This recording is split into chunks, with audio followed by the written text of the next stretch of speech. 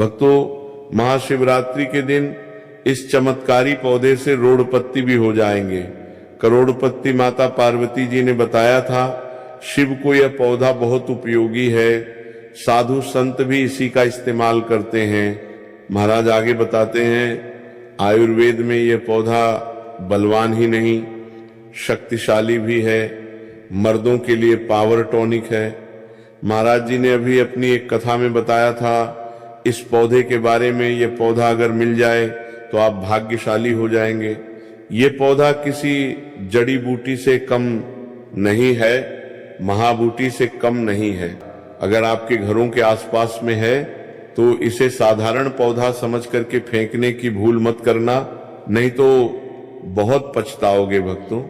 इसके जो आज चमत्कारी गुण बताऊंगा, आयुर्वेदिक प्रयोग बताऊंगा तथा किस प्रकार से इसका कौन से हिस्से का प्रयोग होता है, अगर ये सारे जानकारी आज देख लेंगे तो बिल्कुल ही कल से आप इस पौधे की पूजा करना शुरू कर देंगे। कहने का मतलब, इसके जब चमत्कारी गुण आप समझेंगे तो बिल्कुल आपको भी गर्व हो जाएगा कि आप भारत भूमि में पैदा हुए इस प्रकार के पेड़ पौधे आज भी हमारे बीच में हैं, जो कि हमें कई प्रकार की चमत्कारी लाभ प्रदान करते हैं।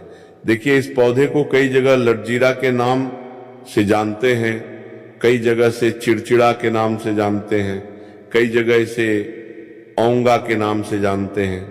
हो सकता है आप दूसरे राज्य में हो या फिर कहीं से हमारे वीडियो को देख रहे हो या फिर दूसरे देश से देख रहे हो, तो इसे अलग अलग प्रांतों में, अलग अलग जगहों में, अलग अलग हिस्सों में इसे अलग अलग नाम से जाना जाता है। लेकिन वीडियो को देख के आप इसे समझ सकते हैं। खासकर ये जो पौधा है, इसे लटजीरा के नाम से लोग जानते हैं और इसे अपामार्ग क्यों बोला जाता है, क्योंकि उल्टा चलता है। इसके जो बीज हैं बिल्कुल ही उल्टे होते हैं। आप अन्य पौधे के बीज देखेंगे, फूल के बीज देखेंगे तो ऊपर की तरफ होते हैं, लेकिन ये निचले की तरफ होता है, ये उल्टा होता है, इसलिए इसे अपामार्ग बोला जाता है। ये अपामार्ग विद्या में बहुत इसका प्रयोग होता है। कभी इसके बारे में मैं जानकारी बताऊंगा तो क्यों ये हमारे लिए कीमती है, क्यों ये असाधारण है, आइए जानते हैं। सर्वप्रथम तो सभी दर्शकों को कहना चाहूंगा कमेंट बॉक्स में, अगर भारत भूमि से है तो जय हिंद बिल्कुल ही लिखना, जय हिंद, जय आयुर्वेद जरूर लिखना। सर्वप्रथम इसके बारे में मुझे ज्ञान कब प्राप्त हुआ, एक महात्मा के साथ जब हमारी भेंट हुई तो हमने उनसे बात में पूछा कि महाराज, आप लोग काफी लंबे समय से सिद्धियां प्राप्त करते, लंबे समय साधना करते हैं, तो हमें ये बताइए, आप लोग 1 महीने तक बिना अन्न बिना जल ग्रहण के वे किस प्रकार के साधना करते हैं। तो उस शांत महात्मा ने हमें स्वयं की बताया कि जो चिड़चिड़ा नाम की पौधा होती है, जिसे आप लोग अपामार्ग के नाम से जानते हैं, फिर इसका कई प्रकार के नाम होते हैं। तो उसने हमें बताया कि हम इनके बीज का ध्यान से सुनना। आज भी जंगल में महात्मा जितने भी लोग हैं, संत महात्मा जंगल में रहने वाले जो कि साधना करते हैं, वह लोग इसके बीज का खीर बनाते हैं। तो उसने हमें बताया कि इनके बीज का खिचड़ी बनाया जाता है और इसका 2 चम्मच खिचड़ी खाना होता है। अगर आप इनके बीज का खिचड़ी बना करके 2 चम्मच खा लेते हैं तो आपको 1 महीने तक भूख और प्यास नहीं लगती। तो संत ने हमें बताया कि 1 महीने तक हमें भूख और प्यास नहीं लगती, फिर हम लंबे समय तक साधना करते हैं। हमारे धर्म शास्त्र में भी यह भी कहा जाता है कि जो ये अपामार्ग के पौधे हैं, इसके जड़ में मां गंगा का वास होता है। जी हाँ, बिल्कुल ही मां गंगा का वास होता है। और ये भी माना जाता है, प्राचीन ग्रंथों में भी लिखें कि अमृत के कुछ बूंद इसके जड़ में पड़ा था। इसलिए आज भी लोग, जो धार्मिक लोग रहते हैं, हमें कमेंट में जरूर बताना आपके यहाँ कोई लोग इनके दातून करते हैं कि नहीं। जो बहुत से पुराने जो शयाने लोग हैं, जिसे हम बुजुर्ग के नाम से भी जानते हैं, जो शयाने बुजुर्ग हैं, ओल्ड कहा जाए, पुराने जो व्यक्ति हैं, काफी पुराने, तो ऐसे व्यक्ति इसके जड़ की दातुन करते हैं। क्यों करते हैं? इसके जड़ में गंगा का वास होते हैं, इसके जड़ में अमृत की कुछ बूंद गिरे थे। आइए सर्वप्रथम जानते इसके आयुर्वेदिक गुण, फिर जानेंगे इसका चमत्कारिक आयुर्वेदिक प्रयोग। सर्वप्रथम बताना चाहूंगा, अगर इसके जड़ का दातून किया जाए, जिसे लंबे समय से दांतों में पेरियां हैं, दांतों में दर्द बना रहता है, किसी कारणवश डॉक्टर इलाज नहीं करा पा रहा है, फिर डॉक्टरी दवा खाने के बाद भी दांतों में दर्द बना हुआ, ठीक नहीं हो रहा, तो केवल इसके दातून करने मात्र से दांतों में जितने भी कीड़े हैं, बैक्टीरिया है, जिसके कारण आपके दांतों में दर्द बना रहता है, केवल 15 दिनों तक आपको रेगुलर दंतून करना है, आपको जल्द ही उसका रिजल्ट मिल जाएगा। दूसरी बात, ये दांतों के पीलापन को जड़ से समाप्त करता है।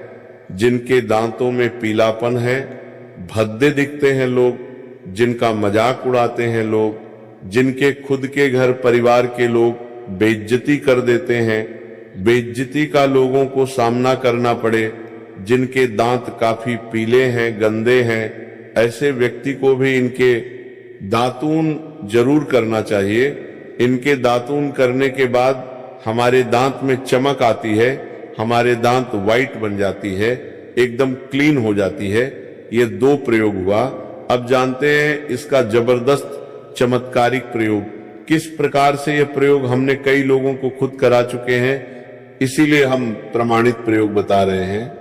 तो जिनके प्रसव होने में विलंब हो रही है, बहुत सारे माता बहनें होती हैं ग्रामीण इलाकों में, शहरी इलाकों में, जिन्हें प्रसव के समय में काफी पीड़ा होती है, जो लोग चाहते हैं कि डॉक्टरी चीड़-फाड़ ना हो, क्योंकि चीड़-फाड़ के चक्कर में काफी असहनीय पीड़ा भी होती है। बाद में चल करके आपने जैसे टांके लगवाए, बच्चे को चीड़-फाड़ करके बाहर निकलवाए, तो उसमें काफी बाद में दिक्कतों का सामना करना पड़ता है। आप चाहते हैं कि डिलीवरी सुगमता पूर्वक हो जाए, अर्थात आपका प्रसव हो जाए, किसी भी प्रकार का पीड़ा ना हो। तो ये चिड़चिड़ा नाम की जो जड़ होती है, इससे आपको सर्वप्रथम 2-4 चावल के दाने ले लेना, और इसकी जड़ है, इसमें आपको डालना है। थोड़ी सी आपको इसकी जड़ में पानी डाल देना, और इसे आपको प्रार्थना करना है। महाराज, मैं आपको इस कार्य के लिए ले जा रहा हूं, कार्य में बोलना कि फलाना व्यक्ति का गर्भाशय जो बच्चे हैं वह तत्काल बाहर निकाले, इसीलिए आपको ले जाना है। इस प्रकार से प्रार्थना करना, और इसे लाल कलर के कपड़े में बांध करके जो प्रसूता स्त्री है, जिनके गर्भ से बच्चे बाहर नहीं आ रहे, उन्हें पहना देना है। बिल्कुल ही उनके बच्चे 10 से 15 मिनट के भीतर में जैसा ही इन्हें पहनाएंगे, लाल कलर की कपड़े में बांध करके पहनाना होता है, तत्काल गर्भनाल से बाहर आ जाएंगे। बच्चे बाहर आ जाते, इसके बाद तत्काल इसके जड़ को निकाल देना होता है, गर्भनाल को भी बाहर निकाल सकता है। तो ये परसा में जो विलंब होती है, जिनके बच्चे गर्भ से बाहर नहीं आते, उनके लिए रामबाण की तरह ये काम करते। इसमें बहुत से लोगों को ये प्रयोग करा के दिखा चुके हैं। इसके बाद अब इसके जानते कुछ और आयुर्वेदिक प्रयोग, इसके बाद इनका चमत्कारिक प्रयोग शुरू करूंगा। अब चमत्कारिक प्रयोग कैसे, इसके अंदर में अनेक चमत्कार गुण भरे हुए हैं। आयुर्वेदिक प्रयोग में बताना चाहूंगा, जिनके दांत दर्द हो रहे हैं, साथ ही साथ बहुत से लोग ऐसे ना जिनके सिर के दर्द होता है, तो सिर के दर्द वालों को बताना चाहूंगा। दांत के दर्द ठीक करने के लिए आप इनके पत्ते को जला करके भस्मा भी बना सकते हैं, और इनके भस्म बनाने के बाद जहां पर दर्द हो रहा है वहां पे इनके भस्म को लगाइए, बिल्कुल ही दर्द को दूर करेंगे। इसके बाद जिनके सिर में दर्द होता है वह क्या करें, इनके जो बीज होते हैं, इनके पके हुए अच्छे से आपको बीज ले लेना है, और इसके बीज को आपको क्या करना है, इसके बीज का आपको पाउडर बना लेना है। ध्यान से सुना, इसके बीज का आपको पाउडर बना लेना है और इसके बीज के चुटकी के भर पाउडर आपको अपने हाथों में लेना है और आपको सूंघना, बस सूंघने मात्र से ये सिर के दर्द को ठीक करते हैं, क्योंकि इसके अंदर में ऐसे चमत्कारिक शक्तियां पाई जाती हैं जो कि किसी भी प्रकार के सिर दर्द हो, डिप्रेशन के कारण आ रही हो, अनिद्रा के कारण आ रही हो या फिर पागलपन के कारण आ रही हो, बहुत सारे ऐसे कारण होते हैं।